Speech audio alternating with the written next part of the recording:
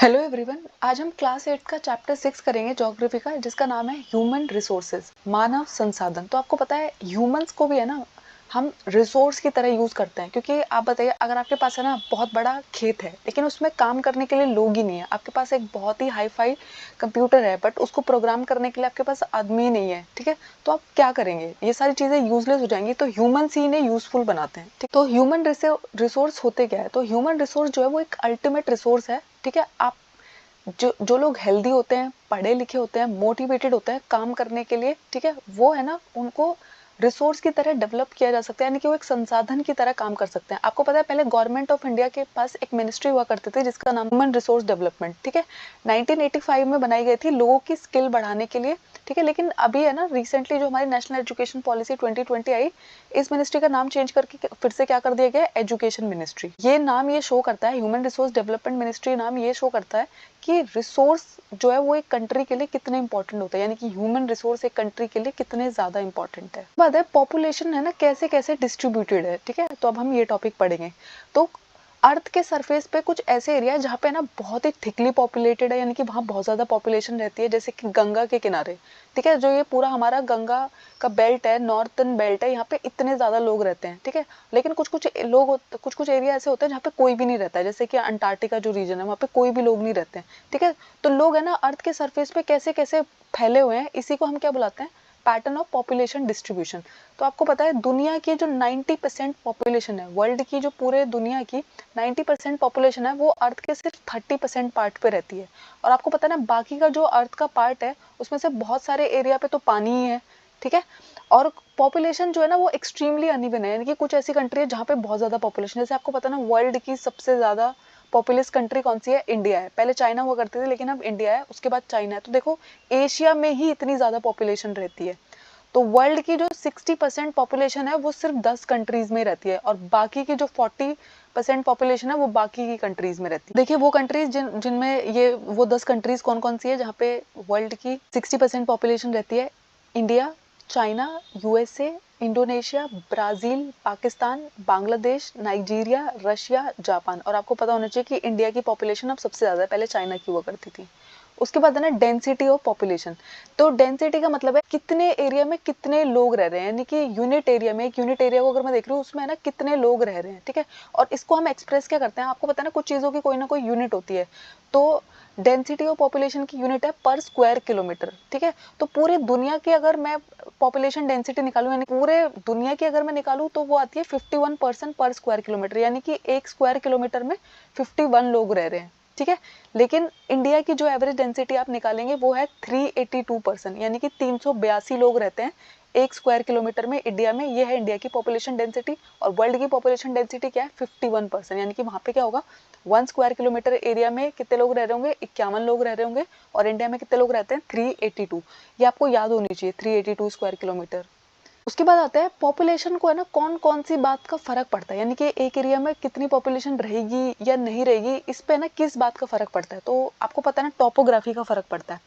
अगर आपके जो एरिया है वो प्लेन एरिया है, वहाँ पे ज्यादा लोग रहना पसंद करेंगे। लेकिन अगर वो एक पहाड़ी एरिया है, तो आपको पता है ना पहाड़ में पॉपुलेशन बहुत कम होती है। क्यों? क्योंकि वहाँ पे ना लैंडस्लाइड हो सकता है, बहुत फ्रीक्वेंटली बारिश आती रहती है, कोई भी वहाँ पे ट्रांसपोर्ट के इतने ज्यादा साधन नहीं होते हैं। तो ये सारी प्रॉब्लम्स आपको वहाँ पे फेस करनी पड़ती है। इसलिए ना मोस्टली लोग क्या करते हैं, वो प्लेन्स एरिया में रहना पसंद करते हैं as compare to mountains and plateaus, ठीक है। अब प्लेन्स में और क्या फायदे होते हैं? प्लेन्स में रहने के क्या क्या फायदे हैं? आप वहाँ पे बहुत आसानी से फार्मिंग कर सकते हो, क्योंकि वहाँ की जो लैंड होती है वो बहुत ही फर्टाइल होती है, प्लेन होती है, इरिगेशन करना बहुत आसान है। ऐसे एरिया में मैन्युफैक्चरिंग करना बहुत आसान है। आप है ना वहाँ पे कोई भी चीज आराम से बना सकते हो। क्यों? क्योंकि वहाँ पे ना रॉ मटेरियल्स अवेलेबल रहेंगे। दूसरा क्या होगा? ट्रांसपोर्ट के बहुत सारे मीन्स अवेलेबल रहेंगे, सर्विस एक्टिविटीज अवेलेबल रहेगी। और अभी थोड़ी देर पहले जो मैंने आपको बताया था कि जो गंगा के प्लेन्स है वो मोस्ट डेंसली पॉपुलेटेड एरिया है पूरी दुनिया का, ठीक है। और जो माउंटेन वाला रीजन है, जैसे कि एंडीज, एल्प्स, हिमालय, ये ना स्पार्सली पॉपुलेटेड है। स्पार्सली पॉपुलेटेड का मतलब होता है यहाँ पे ना बहुत कम लोग रहते हैं, ठीक है, गिने चुने लोग ही रहते हैं यहाँ पे। उसकी बात होती है एक जगह की क्लाइमेट कैसी है, यहाँ की वहाँ की जो मौसम है वो कैसा रहता है। ठीक है। तो एक्सट्रीम क्लाइमेटिक कंडीशंस में कोई नहीं रहना चाहता ना। अगर एक जगह है वहाँ पे ना इतनी गर्मी पड़ती है, इतनी गर्मी पड़ती है कि आपसे बैठा भी ना जाए, तो आप ऐसी जगह रहना पसंद करोगे क्या? ठीक है। या फिर आप ऐसी जगह रहना पसंद करोगे जहाँ पे ना पानी भी है ना एकदम बर्फ बन जाता है। ठीक है। तो यानी कि पानी पीने के लिए भी आपको पहले उसे उबालना पड़ेगा, गर्म करना पड़ेगा, इतने में आप उसे पीने चलोगे, इतने में फिर से वो बर्फ पड़ जाएगा। ऐसी जगह पे भी कोई नहीं रहना चाहता है। ठीक है। तो हम है ना एक ऐसी वेदर में रहना पसंद करते हैं ना बहुत ज्यादा गर्मी पड़े और ना बहुत ज्यादा ठंड पड़े। ठीक है। तो जैसे कि Sahara desert, polar region, Canada और अंटार्कटिका के यहाँ पे ना बहुत एक्सट्रीम ठंड पड़ती है, सहारा डेजर्ट में बहुत एक्सट्रीम गर्मी पड़ती है। तो ऐसी जो जगह होती है उनको भी लोग है ना मोस्टली अवॉइड करते हैं। आप भी नहीं रहना चाहोगे ना ऐसी जगह पे, आप रहना पसंद करोगे जहाँ पे बहुत ज्यादा गर्मी पड़ती हो। उसके बाद आता है मिट्टी कैसी है। ठीक है। तो अगर फर्टाइल सॉइल है जहाँ पे ना आप आराम से एग्रीकल्चर कर पाओगे, ठीक है, तो आप वहाँ पे ज्यादा लोग रहना पसंद करते हैं। क्यों? क्योंकि आपको पता है ना अभी भी हमारे वर्ल्ड की बहुत ज्यादा पॉपुलेशन एग्रीकल्चर पे डिपेंड करती है। अगर हमें खाना ही इजीली अवेलेबल नहीं हो पाएगा, हम अपना खाना ही नहीं उगा पाएंगे, तो क्या फायदा होगा? ठीक है। तो अब कुछ फर्टाइल प्लेन एरिया जो है इंडिया में है, गंगा और ब्रह्मपुत्र का जो प्लेन है, चाइना में है हुआंगी, चैंगजियान, ठीक है, और इजिप्ट में है नील।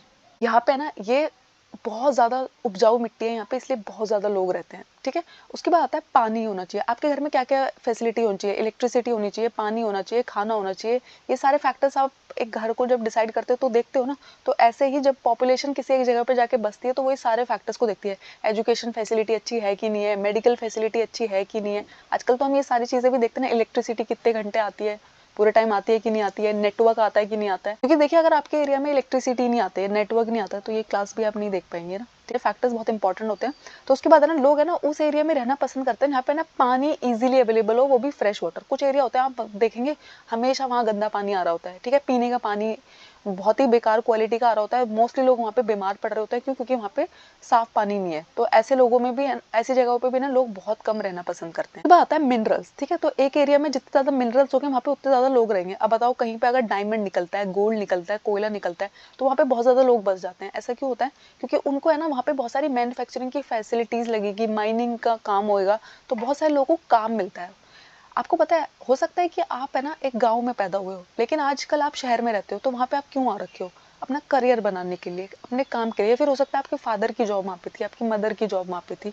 ठीक है। इन रीजन की वजह से आप किसी जगह पे मूव करते हो। ठीक है। तो मिनरल्स, वाटर, सॉइल, टोपोग्राफी और क्लाइमेट, ये वो सारे फैक्टर्स होते हैं जो हम किसी जगह पे बसने से पहले देखते हैं। ठीक है। अब आपको पता है जब है ना गल्फ में तेल निकलना शुरू हुआ था, मिडिल ईस्ट में जब है ना तेल निकलना शुरू हुआ था, तो कितने ज्यादा लोग वहां पर चले गए थे। क्यों? क्योंकि उनको वहां पे काम मिलना शुरू हो गया था। उसके बाद आता है social, cultural and economic factors क्या क्या होते हैं। तो सोशल का मतलब होता है आप है ना ऐसा देखोगे कि वहाँ पे, मैंने अभी आपको थोड़ी देर पहले बताया कि सारे फैक्टर्स आप देखते हो। तो जब आप अपने लिए घर देखते हो तो आप ये सब कुछ देखते हो कि नहीं देखते हो कि आपकी हाउसिंग सोसाइटी कैसी है, एजुकेशन कैसी है। अगर आपने देखा है दिल्ली में ना बहुत सारे लोग रह रहे होते हैं। ठीक है। मुंबई में बहुत सारे लोग रह रहे होते हैं। क्यों? क्योंकि यहाँ पे ना एजुकेशन फैसिलिटी बहुत अच्छी है, हेल्थ फैसिलिटीज बहुत अच्छी है। ठीक है। तो देखो इन्होंने एक एग्जांपल दिया है पुणे, इसमें आप दिल्ली को भी कंसीडर कर सकते हो, मुंबई को भी कंसीडर कर सकते हो। क्यों? क्योंकि वहाँ पे ना ये सारी फैसिलिटीज बहुत अच्छे से अवेलेबल है। उसके बाद आता है कल्चरल। ठीक है। तो ऐसी जगहों पे भी लोग बहुत ज्यादा जाना पसंद करते हैं जहाँ से ना कोई रिलीजन फैक्टर जुड़ा हो, कल्चरल सिग्निफिकेंस हो जाएगी। जैसे कि इंडिया में वाराणसी, जर्सुलेम, वेटिकन सिटी, ये सब एग्जांपल्स कैसे हैं जहाँ पे ना लोग बहुत ज्यादा अगर रह नहीं रहे ना तो विजिट करना बहुत पसंद करते हैं। ठीक है। तीर्थ धाम जिनको हम बुला रहे होते हैं। ठीक है। तो सब लोग वहाँ पे घूमने जाना पसंद करते हैं। इसके बाद है इकोनॉमिक वैल्यू। आप है ना ये भी देखते हो कि जिस एरिया में मैं रहने जा रही हूँ वहाँ पे मुझे काम मिल पाएगा कि नहीं मिल पाएगा। सोचिए मैं एक ऐसे एरिया में रहती हूँ, बहुत सुंदर घर है मेरे पास, लेकिन मेरे को जो काम मिल रहा है वो वहाँ से 200 किलोमीटर दूर मिल रहा है। तो मैं अपने काम के एरिया के पास ही घर ढूंढना शुरू कर दूंगी ना। ठीक है। क्योंकि इतना ट्रैवल कौन करेगा, रोज रोज इतना ट्रैवल कौन करेगा। ठीक है। तो मोस्टली है ना हम ऐसे देखते हैं कि एम्प्लॉयमेंट हमें कहाँ मिल पाएगा, तो ज्यादा लोग है ना वहाँ पे चले जाते हैं। मोस्टली दिल्ली में इतनी ज्यादा पॉपुलेशन होने का रीजन, मुंबई में इतनी ज्यादा पॉपुलेशन होने का रीजन ना यही है। क्योंकि जो गाँव के लोग होते हैं वो क्या सोचते हैं कि दिल्ली में ना कुछ काम तो मिल ही जाएगा। ठीक है। इतने ज्यादा लोग वहाँ पे रहते हैं तो कोई ना कोई छोटा बड़ा काम हम कर ही लेंगे। तो इसलिए ना इकोनॉमिक कंडीशंस देखने की वजह से भी पॉपुलेशन इम्पैक्ट होती है। यानी कि आप लोग है ना उस जगह पे जाना पसंद करते हैं जहाँ पे आपको अच्छी मेडिकल फैसिलिटीज मिल रही हो, इलेक्ट्रिसिटी मिल रही हो, एजुकेशन फैसिलिटीज अच्छी हो, वहाँ के रहने वाले जो आसपास आपके लोग रहते हैं वो अच्छे होने चाहिए, पढ़े लिखे लोग हैं। ठीक है।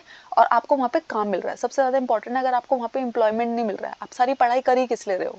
अपना करियर बनाने के लिए ना। और करियर बनाने के बाद अगर आपको वहाँ पे फैसिलिटीज नहीं, आपने देखा है कभी कभी ना लोगों को जॉब मिल जाती है लेकिन वो उस जॉब को ना छोड़ के आ जाते हैं। क्यों? क्योंकि वहाँ पे ना ये सारी फैसिलिटीज अवेलेबल नहीं होती है। तो बात है पॉपुलेशन चेंज। ठीक है। तो पॉपुलेशन चेंज का मतलब होता है कि आपके जो एक स्पेसिफिक टाइम पे जितने लोग हैं उनमें क्या चेंज आ रहा है, ठीक है, यानी कि क्या बदलाव हो रहा है, कितनी पॉपुलेशन पहले थी, कितनी अब हो गई है, और ये सारे चेंज है ना किन किन वजह से आ सकते हैं। तो सबसे पहले होता है बर्थ रेट, 1000 लोगों पर कितने लोग पैदा हो रहे हैं, कितने बच्चे पैदा हो रहे हैं, इसको हम बुलाते हैं बर्थ रेट। आपको ये सारे डेफिनेशन जो इस पेज पे लिखे हुए हैं सारे बहुत इंपॉर्टेंट है, आपको पता होनी चाहिए।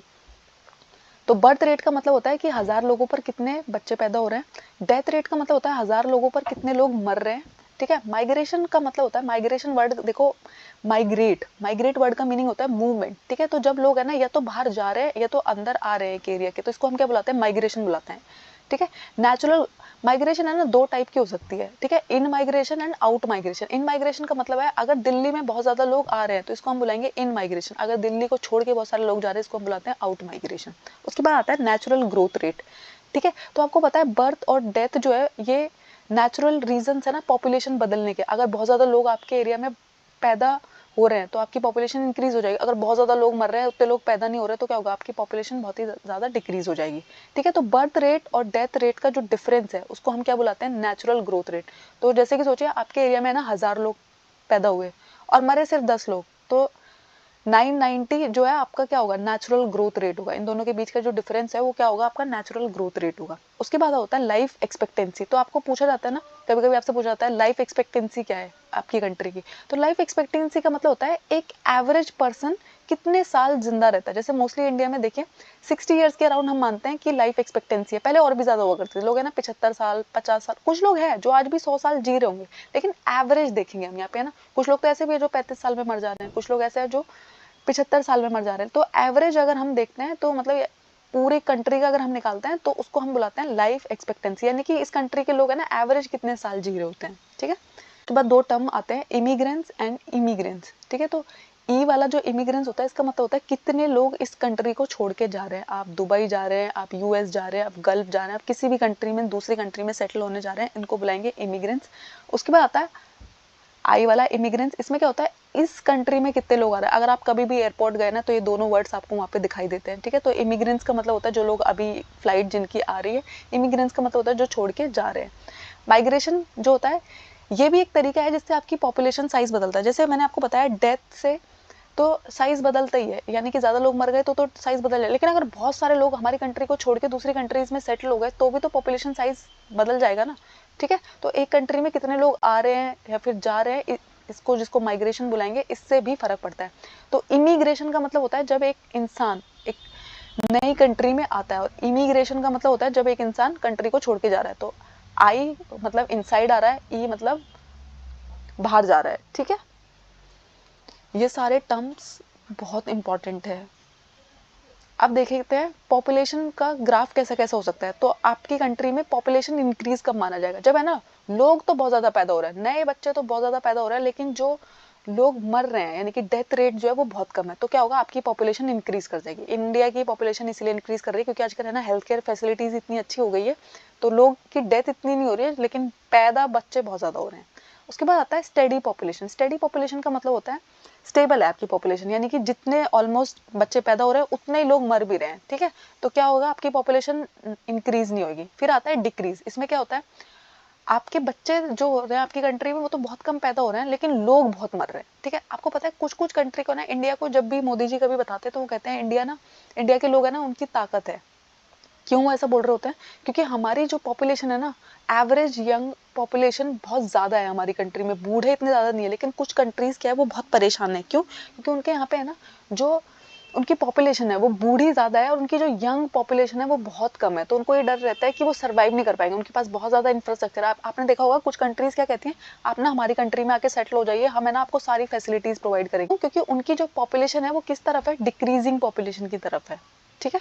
तो जैसे इंक्रीज बहुत ज्यादा इंक्रीज होना भी अच्छी बात नहीं है ना, वैसे डिक्रीज होना भी बहुत अच्छी बात नहीं, क्योंकि फिर ये कंट्रीज है ना कोलैप्स कर जाएंगी, उनकी कोई पॉपुलेशन बचेंगी ही नहीं, नए बच्चे वो पैदा नहीं कर रहे हैं और जो उनके बूढ़े लोग हैं वो बूढ़े होके मर रहे हैं। पॉपुलेशन पिरामिड क्या होता है, तो देखिए ये पॉपुलेशन पिरामिड का मतलब होता है जब है ना पॉपुलेशन पिरामिड आपको ये बताता है कि एक पर्टिकुलर कंट्री में कितने लोग रहने हैं और उनका एज ग्रुप क्या है। आपके कंट्री में छोटे बच्चे कितने हैं, बड़े कितने लोग हैं, बूढ़े कितने लोग हैं, मेल कितने हैं, फीमेल कितने हैं, तो इसको हम क्या बुलाते हैं, पॉपुलेशन पिरामिड बुलाते हैं। ठीक है, एज ग्रुप क्या है, 0 से 4 साल के कितने लोग हैं, ठीक है, 80 से 85 साल के कितने लोग हैं, उनमें से मेल कितने हैं, फीमेल कितने हैं, ये सारी की सारी बातें अगर कोई ग्राफ आपको बता रहा है, कोई पिरामिड आपको बता रहा है, तो उसको हम क्या बोलते हैं, पॉपुलेशन पिरामिड बोलते हैं। पॉपुलेशन पिरामिड है ना, आपको क्या क्या बताता है, आप देखो जैसे जिन कंट्रीज का है ना बर्थ रेट और डेथ रेट दोनों बहुत ज्यादा हाई होंगे ना, तो उनका जो उनके बच्चे बहुत ज्यादा मर भी जा रहे हैं, ठीक है, तो उनके ना बूढ़े लोग भी बहुत कम होंगे। तो ऐसे वाली सिचुएशन जो होगा, ऐसा वाला जो पिरामिड आपको दिख रहा होगा, कौन सी कंट्री में दिखता है, मोस्टली केन्या जो कंट्री है उसमें आपको ऐसा पिरामिड देखने को नजर आएगा। ठीक है, उसका शेप ऐसा होगा। उसके बाद आता है जहाँ पे है ना डेथ रेट जो है वो घट रहा है, ठीक है, और यंग एज उनकी बहुत ज्यादा है, ठीक है, इन्फेंट उनके बहुत सर्वाइव कर रहे हैं, अडल्टहुड तक जा रहे हैं, लेकिन उनके बूढ़े जो है वो भी बहुत ज्यादा नहीं मर रहे हैं। ठीक है, तो यहाँ पे ना यंग पॉपुलेशन बहुत ज्यादा है, लेकिन उनकी जो लेबर फोर्स है वो बहुत एक्सपेंड कर रही है। लेबर फोर्स का मतलब होता है, अच्छा आप बताइए, अगर आप सब लोग है ना अभी यंग एज में, एक ऐसी एज में जो आप आगे जाके आप पैसा कमाएंगे, तो आप एक्सपेंडिंग लेबर फोर्स हुए कि नहीं हुए। लेकिन अगर हमारी बूढ़ी पॉपुलेशन बहुत ज्यादा हो, तो वो कोई लेबर फोर्स में काम नहीं करेंगे, तो रिटायरमेंट की एज है, तो उनका जो बेस आपको दिखाई देगा वो कुछ ऐसा दिखाई देगा। ठीक है, उनका जो पिरामिड होगा वो आपको कुछ ऐसा दिखाई दे रहा होगा, इंडिया का ऐसा दिखाई देता है। हमारे कंट्री में क्या हो रहा है, डेथ रेट बहुत ज्यादा हाई नहीं है, ठीक है, पॉपुलेशन बहुत ज्यादा पैदा हो रही है हमारे यहाँ पे, ठीक है, बर्थ रेट बहुत ज्यादा हाई है और डेथ रेट कम है। लेकिन कुछ कंट्रीज है, जापान जैसी कंट्रीज, वो इस वाली बात से बहुत ज्यादा जूझ रही है। मैंने अभी आपको थोड़ी देर पहले जो बताया ना, यहाँ पे क्या हो रहा है, लोग है ना बच्चे बहुत कम पैदा कर रहे हैं, इसलिए उनका जो बेस है नीचे से, जहाँ पे देखो चाइल्ड की एज दिखाई जाती है, वो बहुत ही नैरो हो रखा है, बहुत ही पतला हो रखा है, और उनका है ना ऊपर का भी बहुत ही नैरो हो रखा है। क्यों? क्योंकि वहाँ पे ना बूढ़े भी लोग बहुत ज्यादा हो रखे हैं और वो मर रहे हैं।